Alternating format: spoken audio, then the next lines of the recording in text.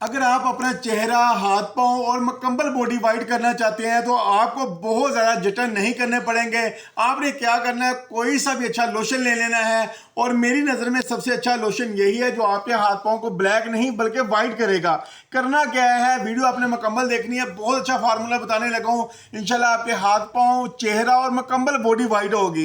ये इसमें haven tab में दो वेरिएंट है, दोनों के दोनों बहुत अच्छे हैं। इसमें आपने क्या करना है, बायो आकाश के सीरम डालने हैं और 2 अदद आपने वाइटनिंग पाउडर ऐड करने हैं डरमा के। ठीक हो गया, बहुत अच्छा इसका रिजल्ट है। आपने इसके अंदर ऐड करने के बाद इसको अच्छे तरीके से मिक्स कर देना है। जब ये मिक्स हो जाएगा आप अपने चेहरे के ऊपर लगाएं, हाथों पांव के ऊपर लगाएं या मुकम्मल बॉडी पे यूज करें। जिधर भी आप लगाएंगे आपकी मुकम्मल बॉडी वाइट हो जाएगी। बहुत अच्छा रिजल्ट है, लाजमी ट्राई कीजिएगा।